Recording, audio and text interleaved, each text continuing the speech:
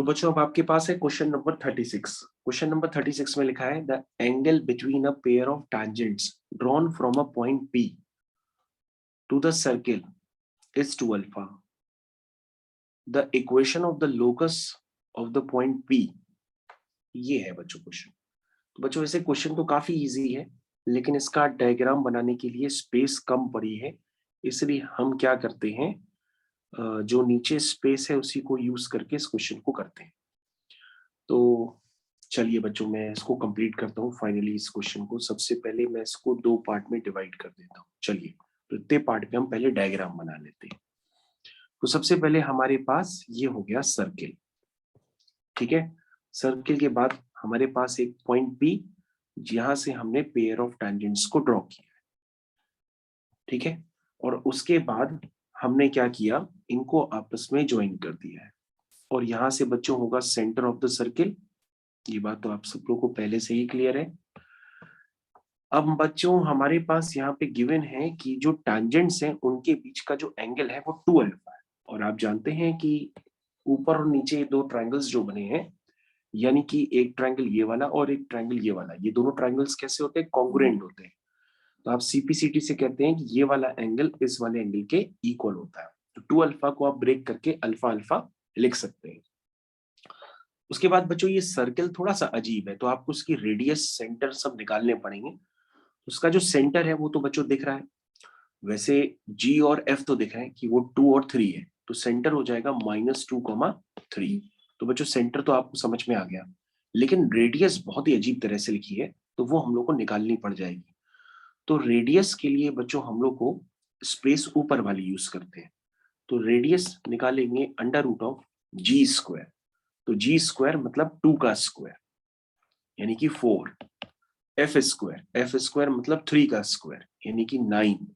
-C -9 sine square alpha -13 cos square alpha. ऐसा कुछ बच्चों आपको ये रेडियस निकालने के लिए डाटा यूज करना पड़ रहा है। उसके बाद कुछ ना कुछ होना चाहिए, क्योंकि 9 और 4 कितना हो गया 13। तो ये हो गया 13 टाइम्स 1 - कॉस स्क्वायर अल्फा। के समझ में आया? तो ये बच्चों कितना हो गया 13 साइन स्क्वायर अल्फा। ये रूट के अंदर हो गया 13 sine square alpha -9 sine square alpha. 13 - 9 कितना हुआ 4 sine square alpha. That means radius too positive होगी, तो आप प्लस माइनस ना लिख करके सिर्फ प्लस लिखिएगा। तो ये हो जाएगा 2 साइन अल्फा। तो बच्चों रेडियस तो आ गई 2 साइन अल्फा।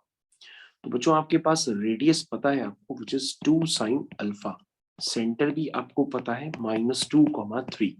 तो बच्चों आपको क्या निकालना है, आपको निकालना है लोकस ऑफ पॉइंट P। तो लोकस ऑफ पॉइंट P को हम लेट कर लेते हैं विच इज H, K। अब बच्चों आप चेक करके बताओ आप इसमें क्या कर सकते हो, क्योंकि जो आपका लोकस है उसमें अल्फा नहीं आ रहा है। ये भी चेक कर लीजिएगा, लोकस आपका XY के टर्म्स में ही आ रहा है। तो सबसे पहले आप क्या करोगे बच्चों, ये तो आपको देखना पड़ेगा। तो बच्चों एक काम कर लो, काम ये कर लो कि सबसे पहले आप खुद डिसाइड कर लो करना क्या है। कहोगे सर खुद कैसे डिसाइड करें? तो हमने कहा बेटा H, K की -2,3 से डिस्टेंस ले लो, तो उसमें H और K तो अपीयर हो जाएगा, ठीक है। और उसके अलावा अब क्या करेंगे, ट्रायंगल में साइन अल्फा ये 90 डिग्री। ओके, तो ये बच्चों यहाँ पर आपका कहना है कि सर ये एंगल जो होता है ये 90 डिग्री होता है, तो आप इस ट्रायंगल में साइन अल्फा लगा दीजिए। तो लगाते हैं साइन अल्फा, ठीक है। साइन अल्फा क्या होता है, परपेंडिकुलर अपॉन हाइपोटेनियस। 90 डिग्री के सामने हाइपोटेनियस है, लेकिन परपेंडिकुलर क्या है, अल्फा के सामने वाली लाइन, यानी कि 2 साइन अल्फा। हो गया बच्चों? तो बच्चों अल्फा तो चाहिए नहीं था, अल्फा तो ऑटोमेटिक एलिमिनेट हो जाएगा, है ना। तो हमारे पास क्या बचा यहाँ पे, डिस्टेंस। डिस्टेंस किसकी, H, K की -2,3 से। तो ये हो जाएगा H + 2 का होल स्क्वायर प्लस K -3 का होल स्क्वायर। क्या यहाँ तक सबको क्लियर है? तो बच्चों यहाँ से सिंप्लीफाई करेंगे, आप H को X कर दीजिएगा, K को Y कर दीजिएगा, आपका आंसर आ जाएगा और अल्फा आपका कैंसिल ऐसे ही हो जाएगा। तो बच्चों इस तरह से ये क्वेश्चन आपका फिनिश हो जाएगा। This is question number 13. तो उसको आप एक बार रीचेक कर लीजिए.